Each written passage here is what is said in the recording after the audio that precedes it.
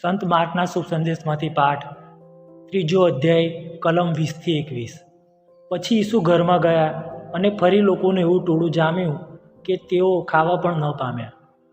ઈસુના સગાવાલાઓને જાણ થતાં તેઓ તેમને સાંભળવા માટે આવવા નીકળ્યા, કારણ કે લોકો એમ કહેતા હતા કે એ ભાનમાં નથી।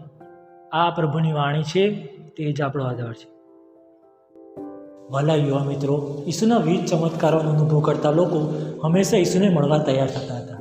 એવું પણ બન્યું કે ઈસુને આરામ કરવાનો પણ ઓછો સમય મળતો। તેમાં તેમના સગાવાલાઓ હતા, જે ખરા રીતે તેમને સમજી સ્વીકારી શક્યા। તેઓ એમ બોલતા કે ઈસુને કંઈક વળગ્યું છે। એવા લોકોનું હૃદય ઈશ્વર પુત્ર ઈસુ છે। એમના દ્વારા આ દુનિયાને પાપથી મુક્તિ મળવાનું છે।